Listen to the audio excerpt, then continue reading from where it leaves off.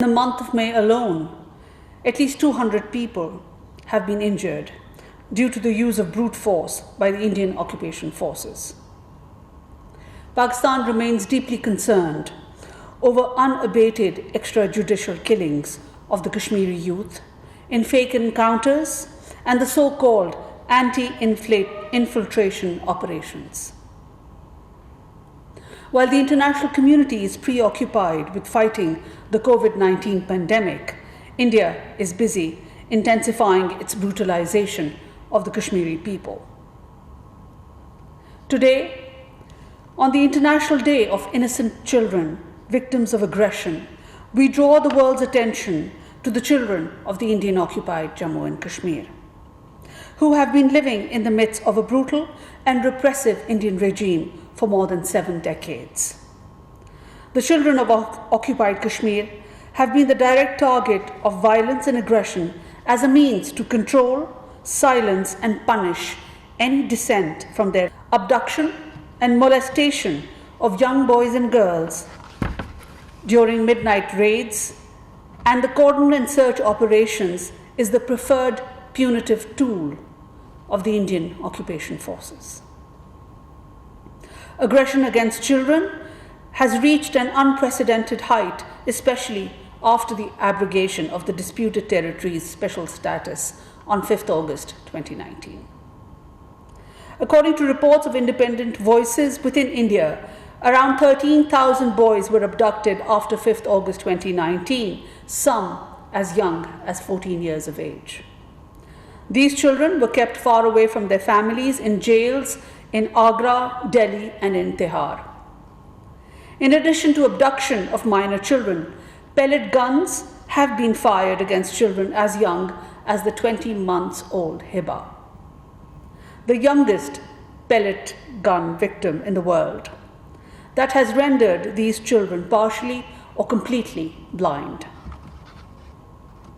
The psychological trauma resulting from such brutalities committed against these vulnerable children will have lasting effect on their lives and will compromise the full development of their personalities. The world needs to wake up to the reality of India's brutalization of innocent children in the Indian-occupied Jammu and Kashmir.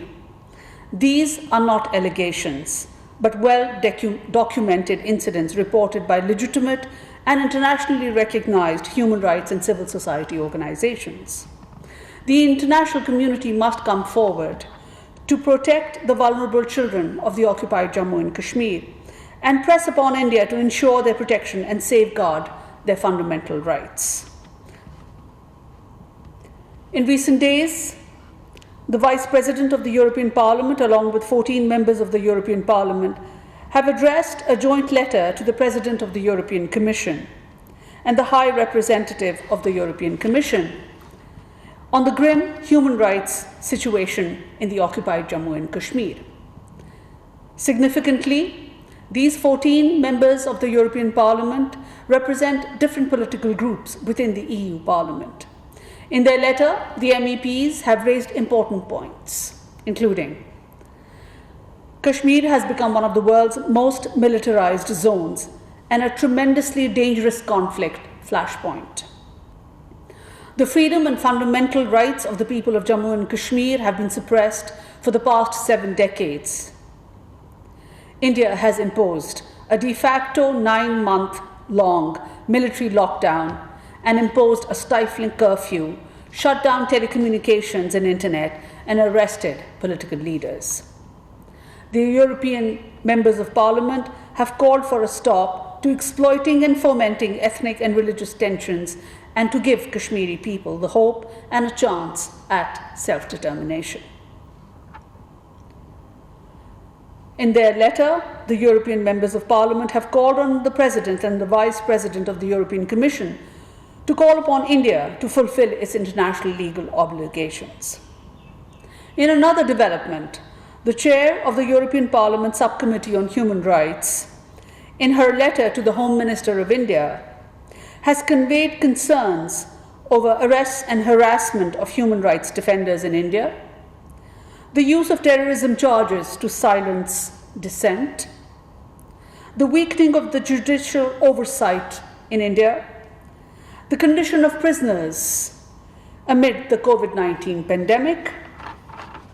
The letter also calls on the Government of India to ensure a safe and conducive environment for civil society and to consider enacting a law on the protection and promotion of human rights defenders. These recent actions by the European Parliament show a growing concern with the policies of the RSS-inspired BJP government, particularly with regard to the deteriorating human rights situation in the occupied Jammu and Kashmir and the need for the international community to take urgent steps to address it. Separately, as part of the continued diplomatic outreach, Prime Minister Imran Khan held a telephonic conversation with his Italian counterpart, where the COVID-19 pandemic and a broad range of other subjects were discussed. The Prime Minister shared his deep concern over the continuing double lockdown, as well as the intensification of the military crackdown by Indian occupation forces in the occupied Jammu and Kashmir. The Foreign Minister, Shah Mahmood Qureshi, also held telephone conversation with his Dutch counterpart, as well as a video conference with the Minister of International Development of Canada. Matters of mutual interest, including the pandemic and other issues, came under discussion. Pakistan has been closely monitoring the situation along the China-India border areas. We hope that the issue will be resolved and established mechanisms to maintain peace and stability in the region. We hope that under the impulse of BJP's rightist ideology, peace and security in the region will not be further imperiled. Pakistan also completely rejects the baseless allegations by India regarding the Buddhist cultural heritage sites in Gilgit-Baltistan. The Indian allegations are contrary to historical facts, international law, and the relevant UN Security Council resolutions. The Indian government's contentions concerning the Buddhist cultural heritage in Gilgit-Baltistan are preposterous. These are part of Indian leadership's unrelenting anti-Pakistan propaganda. With its own tarnished human rights record in the occupied Jammu and Kashmir, and the abdication of responsibility to protect its own minorities from Hindu extremists, the RSS-BJP government has no credentials whatsoever to even feign concern for minorities, either at home or elsewhere.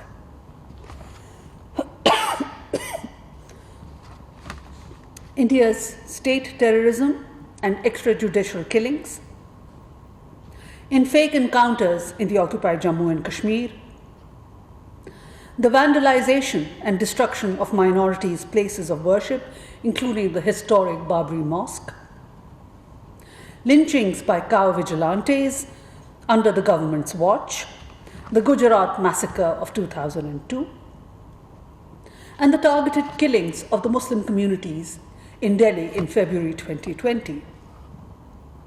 The rendering of millions of people stateless with the discriminatory steps such as NRC are well documented by international human rights and humanitarian organizations.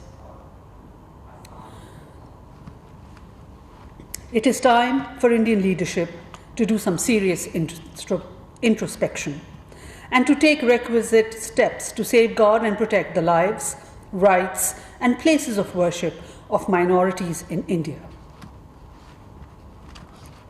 rather than a pretense at concern for minorities beyond its borders. India's baseless contentions about Gilgit-Baltistan cannot divert international attention away from the situation in Jammu and Kashmir and the need for its immediate resolution in accordance with the UN Security Council resolutions and the aspirations of the Kashmiri people. Until the implementation of the Security Council resolution through a free and fair and impartial under UN auspices, no illegal and unilateral action or reputation of false claims by India can alter the disputed status of Jammu and Kashmir. Pakistan also rejects India's malicious allegation regarding the 11th report of the UN Analytical and Sanctions Monitoring Team. These allegations are aimed at misleading the international community. The spokesperson of the Indian Ministry of External Affairs has misrepresented the 11th report of the monitoring team concerning the Taliban and other associated individuals and entities constituting the threat to peace, stability, and security of Afghanistan, and to slander Pakistan. There is no reference to safe havens in Pakistan in the monitoring team's report. The report is based on briefings provided in Afghanistan to the monitoring team by certain quarters who have long expressed skepticism about the Afghan peace process. This skepticism is not shared by the larger international community, especially the UN Security Council and the UN Secretary General. The Ministry of External Affairs' distortion and falsification of the content of the monitoring team report and its concocted allegations reveal that India's agenda is to create complications for the Afghan peace process. Pakistan has warned the world about the role of spoilers within and outside Afghanistan. We have been highlighting India's sponsorship of terrorist organizations in Afghanistan against Pakistan. The MT report endorses Pakistan's stance that the Tehreek-e-Taliban Pakistan is operating from Afghanistan and with Indian support threatens Pakistan and other countries in the region. Pakistan has proposed the listing of several Indian terrorism facilitators on the UN Security Council's terrorism list, along with evidence of their involvement in terrorism. We hope the Security Council will designate them soon.